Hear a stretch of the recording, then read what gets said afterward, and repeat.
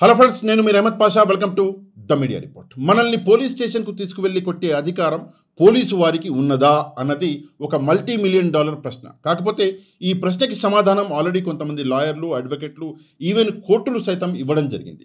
లేదు ప్రజల్ని పోలీస్ స్టేషన్కు తీసుకువెళ్ళి కొట్టే అధికారం చట్టబద్ధంగా పోలీసు వారికి లేదు అని చెప్పేసి కోర్టులు స్పష్టం చేసినాయి. అయినప్పటికీ స్వతంత్రం వచ్చిన దగ్గర నుంచి ఈ రోజు వరకు మన దేశంలో ఏదో ఒక మూల రోజు లాకప్ డెత్తులు, పోలీసు వారి దెబ్బలు తట్టుకోలేక ప్రాణాలు విడిచిన వ్యక్తి అని చెప్పేసి మనం రోజు ఏదో ఒక న్యూస్ మన దేశంలో వింటూనే ఉంటాం. కాకపోతే చట్టబద్ధంగా పోలీసు వాళ్ళకి కొట్టే అధికారం లేనప్పుడు మరి ఎందుకని చెప్పేసి పోలీసు వాళ్ళు ప్రజల్ని హింసిస్తున్నారు అని చెప్పేసి ఒక ప్రశ్న అనేది పుడుతుంది. దీనికి రెండు కారణాలు ఉన్నాయి. మొదటి కారణము పోలీసు వాళ్ళకి శిక్ష. అంటే ఎవరినైనా కొట్టి ఒకవేళ అన్ఫార్చునేట్లీ ఆ వ్యక్తికి ఏదైనా జరిగి ఆ వ్యక్తి చనిపోయినా లేదా దెబ్బలు ఎక్కువగా తగిలినా కూడా పోలీసు వాళ్ళకి శిక్ష పేరు మీద జస్ట్ ఒక ట్రాన్స్ఫర్ అనేది చేస్తారు. అందులో ఏమవుతుంది, ఈ నుంచి పోతాడు, వేరే పోలీస్ స్టేషన్కి పోతాడు, లేదా 4 రోజులు ఏదో కమిషనర్ ఆఫీస్కో ఎక్కడో అటాచ్ చేస్తారు, దాని తర్వాత మళ్ళీ ఏదో పోలీస్ స్టేషన్కి పంపిస్తారు. అందువల్ల ఏంటంటే వీళ్ళకి శిక్షా భయం అన్నది ఉండదు. అంటే నేను ఈ తప్పు చేస్తే నాకు ఈ శిక్ష పడే అవకాశం ఉన్నది అని చెప్పేసి శిక్షా భయం అన్నది వీళ్ళకి ఉండదు. రెండో ఇంపార్టెంట్ కారణం ఏంటి అంటే పోలీసులకి ఎంక్వైరీ చేసేవాళ్ళు. అంటే ఫర్ ఎగ్జాంపుల్ ఒక పోలీస్ ఆయన ఒక వ్యక్తిని కొట్టడం వల్ల ఆ వ్యక్తి చనిపోయిండు. అయితే ఆ పోలీసు కొట్టి ఆ వ్యక్తి చనిపోయిండు అని చెప్పేసి ఎంక్వైరీ ఎవరు చేయాలి అంటే ఇంకొక పోలీసే. ఎంక్వైరీ చేసేవాడు కూడా ఇంకొక పోలీస్ అవ్వడం వల్ల ఏమవుతుంది అంటే ఆ ఎంక్వైరీ అనేది మొత్తం నీరు గారిపోతున్నది. ఈ రెండు కారణాల వల్ల, ఒకటి శిక్ష, రెండు ఎంక్వైరీ అన్నది పోలీసులే చేస్తారు. కాబట్టి పోలీసు వాళ్ళకి శిక్షా భయం అన్నది లేకుండా పోయింది. సరే, నేను ఈరోజు ఎందుకని చెప్పేసి ఈ విషయాలన్నీ మాట్లాడుతున్నా అని చెప్తే దీనికి కొన్ని కారణాలు ఉన్నాయి. ఒక చిన్న ఎగ్జాంపుల్ కూడా ఇచ్చుకుంటే నేను మాట్లాడతా. పోలీసు వాళ్ళకి మనల్ని అంటే ప్రజల్ని కొట్టే అధికారం లేదు. ఒకవేళ కొడితే ప్రజలు ఏం చేయాలి అని చెప్పేసి ఈరోజు సెక్షన్లతో సహా చట్టబద్ధంగా మీరు ఏం చేయొచ్చు అన్న విషయాన్ని ఒక ఉదాహరణ చెప్పుకుంటూ నేను ఎక్స్ప్లెయిన్ చేస్తాను. షాద్నగర్లో నేను ఒక సంఘటన అనేది వెలుగులోకి వచ్చింది, ఆల్రెడీ మీరు చూసే ఉంటారు. ఆ సంఘటనని ఉదాహరణగా పెట్టుకుని నేను ఈరోజు మాట్లాడతాను. షాద్నగర్లో అంబేద్కర్ కాలనీలో నాగేందర్ అని చెప్పేసి ఒక వ్యక్తి ఉన్నాడు. ఆ నాగేందర్ అనే వ్యక్తి ఇంట్లో దొంగతనం జరిగింది 24 జూలై, అంటే పోయిన నెల 24 రోజు. అయితే ఆ ఇంట్లో దొంగతనం జరిగి 22 తులాల బంగారం, 2 లక్షల రూపాయల క్యాష్ నగదు అన్నది దొంగతనం జరిగింది. అయితే ఆ దొంగతనం జరిగిన తర్వాత ఆ నాగేందర్ ఏం చేసిండు అంటే తన ఇంటి ముందు చిన్న పనులు కూలి చేసుకుని బతికేటటువంటి భీమయ్య, సునీత అని చెప్పేసి దంపతులు ఉన్నారు. వాళ్ళకి 13 ఏళ్ళ ఒక కొడుకు కూడా ఉన్నాడు. వాళ్ళ మీద 26వ తారీఖు అంటే 24వ తారీఖు దొంగతనం జరిగితే 24వ తారీఖు కేసు పెట్టిండు. అయితే 26వ తారీఖు Shadnagar police station detective inspector Ramireddy ఏం చేసిండు అంటే ఈ భీమయ్య, సునీతలను పిలిచిండు. 26వ తారీఖు పిలిచి ఏం దొంగతనం చేసిర్రా అని చెప్పేసి విచారించి వాళ్ళని పంపించేసాడు. తర్వాత 30వ తారీఖు సునీత ఎవరైతే మహిళ ఉన్నదో ఆ సునీతను పిలిచిండు. సునీతతో పాటు మైనర్ అయినటువంటి సునీత కొడుకు 13 సంవత్సరాల సునీత కొడుకుని కూడా పిలిచిండు. వాళ్ళిద్దరిని సెల్లో పడేసి సునీతని అంటే కొంతమంది ఏమో సునీత బిడ్డ అంటే కొడుకు ముందల్నే సునీత బట్టలు విప్పిర్రు అని చెప్పేసి అంటున్నారు. కొంతమంది ఏమో లేదు పక్కకి వెళ్ళి తీసుకెళ్ళి విప్పిర్రు అని చెప్పి చెప్తున్నారు, ఏదో చేశారు. అయితే ఆమె బట్టలు విప్పేసి ఆమెకి ఒక షార్ట్ ఏదైతే ఉంటుందో అంటే చిన్న చడ్డీ అది వేసి ఆమెని కట్టెకి కట్టేసి కాళ్ళు కట్టెలకు కట్టేసి చాలా దారుణంగా బూట్లతో తన్నుకుంటూ ఆమెని కొట్టడం జరిగింది. ఆ పరిస్థితులు చూసి అక్కడ ఒక మహిళా పోలీసు ఉంటే పాపం ఆమె నేను చూడలేదని చెప్పేసి వెళ్ళిపోయింది. అయితే మహిళా పోలీసు లేకున్నా కూడా అక్కడ పోలీసులు ముఖ్యంగా మనం చూసుకున్నట్లయితే ఈ డిటెక్టివ్ ఇన్స్పెక్టర్ రామిరెడ్డి అనే వ్యక్తి ఏం చేశాడంటే దారుణంగా ఈ సునీతని కొట్టడం జరిగింది. దానివల్ల ఏమైంది అంటే ఆమె సరే కొట్టేసి ఏం చేశారు, ఆమె మూర్ఛపోయి కింద పడిపోయింది, కళ్ళు తిరిగి కింద పడిపోగానే అంటే కింద పడక ముందు తను కొట్టే క్రమంలో తన కొడుకుని కూడా కొట్టిరంట. అంటే కాళ్ళకి ఏదో రబ్బరు ఏదో పెట్టి కొట్టిరంట. సరే, ఆమె కళ్ళు తిరిగి పడిపోయింది. దాని తర్వాత తల్లి కొడుకుల్ని ఇద్దరిని ఎవరైతే ఈ కంప్లైంట్ ఇచ్చిండ్రో ఆ నాగేందర్ బండిలోనే ఇంటికి పంపించారు. అదే ఎంత డేంజర్. పోత నాగేందర్ ఒకవేళ వాళ్ళని ఏమైనా చేస్తే పరిస్థితులు ఏంది, చంపేస్తే పరిస్థితులు ఏంది? ఎప్పుడైనా కంప్లైంట్ ఇచ్చిన వాడి చేతికి వీళ్ళ ప్రాణాలు బతుకులు ఇవ్వచ్చా? ఇవ్వలేము. అయినా కూడా పోలీసులు ఆ తప్పు కూడా చేశారు. అయితే ఏం జరిగింది అంటే వారం రోజులైంది. పోయిన నెల 30వ తారీఖు ఈ సంఘటన జరిగితే ఈరోజు అంటే నిన్న ఆదివారం 4వ తారీఖు ఈ సంఘటన వెలుగులోకి వచ్చింది. ఎందుకంటే ఇంట్లోకి వెళ్ళిన వాళ్ళు పాపం ఆ నొప్పులకి తట్టుకోలేక పాపం ఆ సునీత అనే మహిళ ఆమె ఇంట్లోనే పండుకున్నది. దాని తర్వాత ఈ పోలీసోళ్ళు స్పెషల్లీ ఈ డిటెక్టివ్ ఇన్స్పెక్టర్ రామిరెడ్డి ఏం చేసిండంటే భయపెట్టించాడు.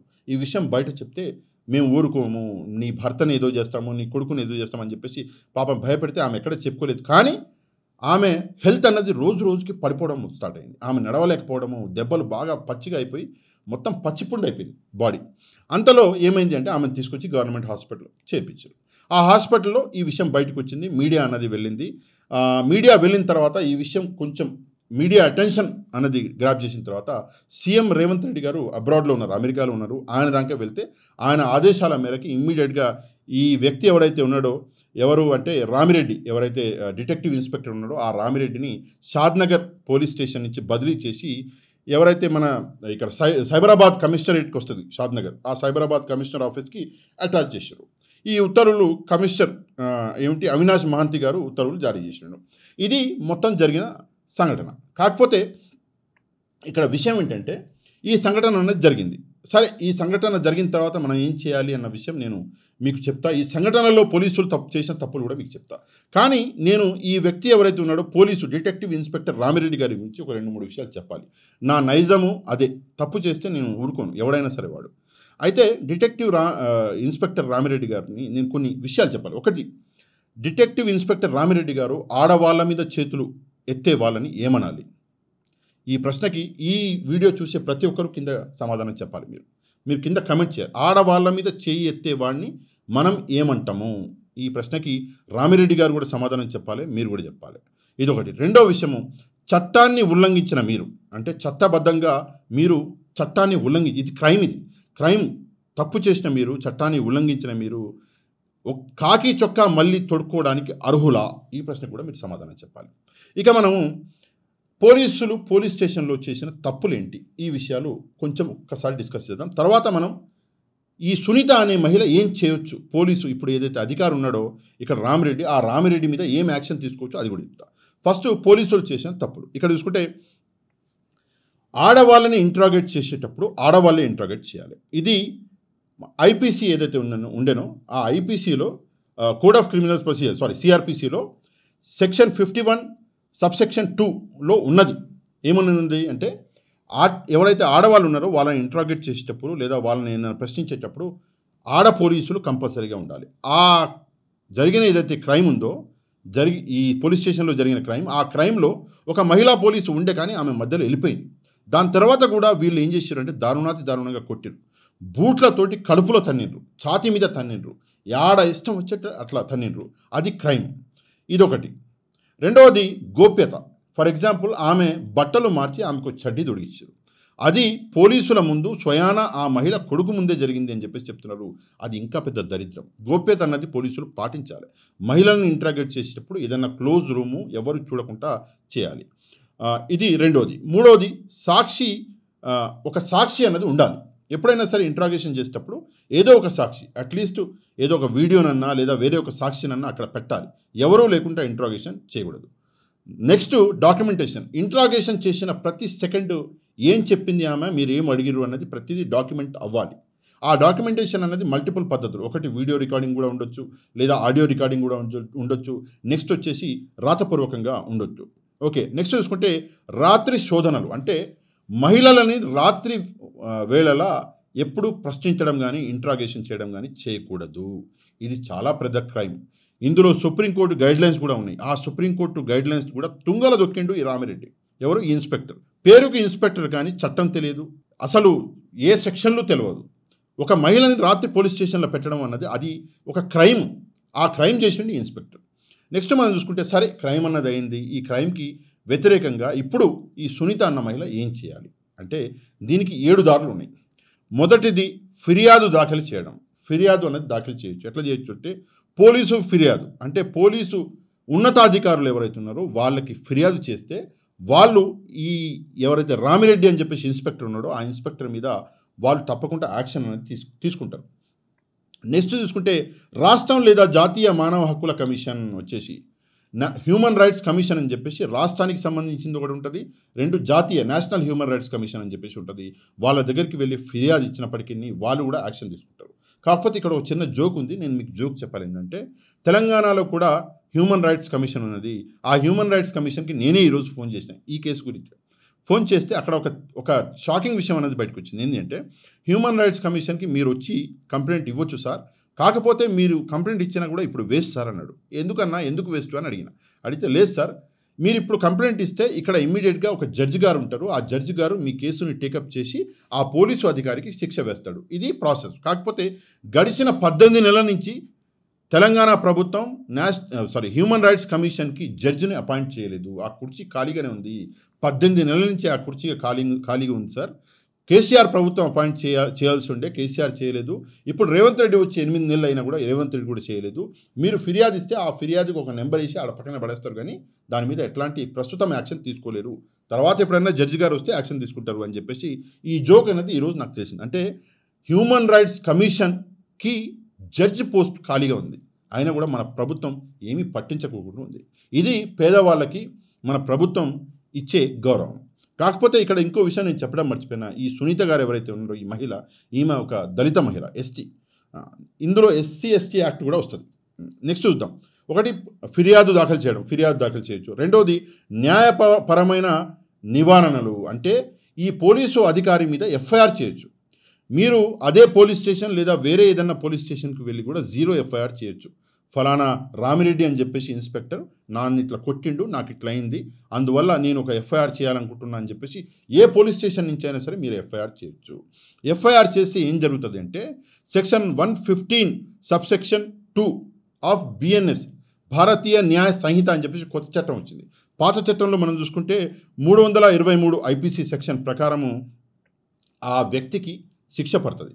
అది కాకుండా బిఎన్ఎస్ సెక్షన్ 74, 78 ప్రకారము, లేదా బిఎన్ఎస్ సెక్షన్ 127 సబ్సెక్షన్ 1 ప్రకారము, లేదా బిఎన్ఎస్ సెక్షన్ 127 సబ్సెక్షన్ 2 ప్రకారము ఈ నిందితుడు ఎవడైతే రామిరెడ్డి అనే ఇన్స్పెక్టర్ ఉన్నాడో, ఈ రామిరెడ్డికి వ్యతిరేకంగా ఈ సెక్షన్లన్నీ పనికొస్తాయి. ఈ సెక్షన్లకి ఆయనకి శిక్ష అనేది పడుతుంది.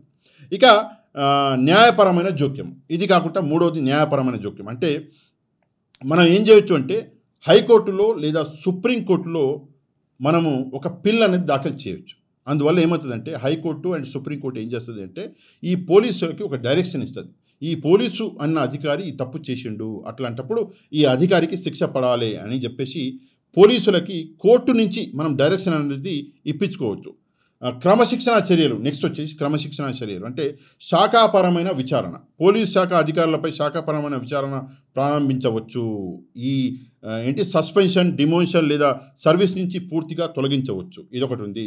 అంతర్గత ఫిర్యాదు కమిటీ, అంటే ఒకవేళ సునీత గారికి జరిగింది, సునీత గారికి జరగకుండా ఎవరైనా మహిళా కానిస్టేబుల్కి ఈ విషయం జరిగి ఉంటే, అంటే ఇన్స్పెక్టర్ ఉన్నాడు, ఒక మహిళా కానిస్టేబుల్ మీద ఏదో అసభ్యము లేదా కొట్టడము అట్లాంటివి జరిగితే అంతర్గత ఫిర్యాదు కమిటీ అని చెప్పేసి ఉంటుంది మహిళలకి, దానికి కూడా వెళ్ళొచ్చు. దాని తర్వాత మానవ హక్కుల కమిషను, రాష్ట్ర మానవుల హక్కుల కమిషను, లేదా నేను ఇందాక చెప్పినట్టు జాతీయ మానవుల హక్కుల కమిషన్ కూడా ఉంటుంది. మనం 2 చోట్ల కూడా ఫిర్యాదు ఇవ్వవచ్చు. ఈవెన్ ఈమెయిల్ కూడా చేయవచ్చు. నెక్స్ట్ చూసుకుంటే న్యాయ సమీక్ష, పబ్లిక్ ఇంట్రెస్ట్ లిటిగేషన్ అని చెప్పేసి మనం ఒక లిటిగేషన్ హైకోర్టు లేదా సుప్రీంకోర్టులో వేసి ఇందాక నేను చెప్పిన. నెక్స్ట్ చూసుకుంటే హేబియస్ కార్పస్ పిటిషన్, ఒకవేళ మహిళను తీసుకెళ్ళి జైల్లో పడేసారు, లేదా ఒక వ్యక్తినో ఎవరినో తీసుకెళ్ళి జైల్లో పడేసారు, పోలీసులు ఎట్లాంటి కస్టడీ అన్నది బయటికి చెప్పట్లేదు, ఆ వ్యక్తి ఎక్కడ ఉన్నాడో తెలియదు, మనకి ఆ మహిళ ఎక్కడో ఉన్నదో తెలియదు అన్నప్పుడు మనం హేబియస్ కార్పస్ అన్నది మనం ఫైల్ చేస్తే ఆ మహిళని లేదా ఆ వ్యక్తిని పోలీసులు వెతికి మరీ తీసుకొస్తారు. నెక్స్ట్ వచ్చేసి పరిహారం, అంటే జరిగిన ఏదైతే నష్టం ఉందో ఆర్టికల్ 21 మరియు 22 ప్రకారము పరిహారం అన్నది మనం క్లెయిమ్ చేయవచ్చు. నెక్స్ట్ చూసుకుంటే ప్రభుత్వేతర సంస్థలు, అంటే ఎన్జిఓస్ ఉంటాయి, నాన్ గవర్నమెంట్ ఆర్గనైజేషన్స్ ఉంటాయి, వాటి సపోర్టు మనం తీసుకొని ఆర్థికంగా కానివ్వండి, లేదంటే మనం ఏదైనా కేసులు వేరు. ఫర్ ఎగ్జాంపుల్ సునీత అని చెప్పేసి మహిళ ఇప్పుడు ఈ కేసులో ఉన్నది, ఆమె పోలీసు స్టేషన్లకి, కోర్టులకి, మన హ్యూమన్ రైట్స్ కమిషన్లకి వెళ్ళలేదు కాబట్టి ఆమె ఈ ఎన్జిఓస్ యొక్క సహాయం అనేది తీసుకోవచ్చు. ఆమె ఒక దళిత మహిళ కాబట్టి, ఎస్టీ కాబట్టి ఎన్జిఓస్ తప్పకుండా ఆమెకి సహాయం చేయాలి, సహాయం చేస్తాయి. తప్పకుండా ఈ విషయాలన్నది చేస్తే ఈ తప్పు చేసినటువంటి ఎవరైతే రామిరెడ్డి ఉన్నాడో, డిటెక్టివ్ ఇన్స్పెక్టర్ రామిరెడ్డి ఉన్నాడో, ఆ యూనిఫామ్ అన్నది కోర్టు ఏం చేస్తుంది, లేదా ఈ సంస్థలు ఏం చేస్తాయి అంటే యూనిఫామ్ పీకేసి రామిరెడ్డిని అక్కడ నిలబెడతాయి. నిలబెట్టినప్పుడు రామిరెడ్డి ఒక సాధారణ పౌరుడవుతాడు. సాధారణ పౌరుడైనప్పుడు పీకి పక్కన పారేస్తుంది కోర్టు. ఎందుకంటే ఆడవాళ్ళ మీద చేతులు ఎత్తే వాళ్ళని ఏమంటారు? నేను పొద్దున్నే లైవ్‌లో చెప్పిన కొజ్జగాళ్ళు అంటారు. సో, ఈ సిట్యుయేషన్‌లో కోర్టులు కూడా వినవు. ఎందుకు అంటే నువ్వు చేసింది ఒక క్రైమ్ కాబట్టి, నువ్వు ఒక క్రిమినల్‌వి కాబట్టి నిన్ను అక్కడి నుంచి అంటే షాద్‌నగర్ పోలీస్ స్టేషన్ నుంచి తీసుకెళ్ళి కమిషనర్ ఆఫీస్‌కి అటాచ్ చేస్తే అది న్యాయం కాదు కాబట్టి, ధర్మం కాదు కాబట్టి, నువ్వు చేసిన తప్పుకి నీకు శిక్ష పడాలి కాబట్టి తప్పకుండా కోర్టులు నీ యూనిఫార్మ్ పక్కన పీకేసి నిన్ను తీసుకెళ్ళి సెల్‌లో పడేసి నేను ఇందాక చెప్పిన సెక్షన్‌ల ప్రకారము ఏ శిక్షలైతే నీకు వర్తిస్తాయో అన్ని శిక్షలు నీకు వేసి తీసుకెళ్ళి నిన్ను జైల్‌లో పడేస్తే చల్లపల్లి జైల్‌లో. అప్పుడు జైల్‌లో కూర్చొని ఖైదీలతోటి నువ్వు అష్టచమ్మ ఆడుకుంటే చాలా బావుంటది. ఈ విషయం మీద మీరేమనుకుంటున్నారో తప్పకుండా కామెంట్ చేయండి. మొదటి విషయం. రెండో విషయం ఏంటంటే తప్పకుండా ఈ వీడియోని వైరల్ చేయండి. వీడియోని వైరల్ చేయాలంటే రెండే మార్గాలు. ఒకటి వీడియోని లైక్ చేయండి. 2 మీకు తెలిసిన వాళ్ళందరికీ ఈ వీడియో యొక్క వాట్సాప్ లింక్‌ని మీరు పంపించండి వాట్సాప్‌లో. వీడియో యొక్క లింక్‌ని వాట్సాప్‌లలో పంపించండి. నెక్స్ట్ వీడియోలో మళ్ళీ మనం కలుసుకుందాం. అప్పటి వరకు థాంక్ యూ వెరీ మచ్. జై హింద్.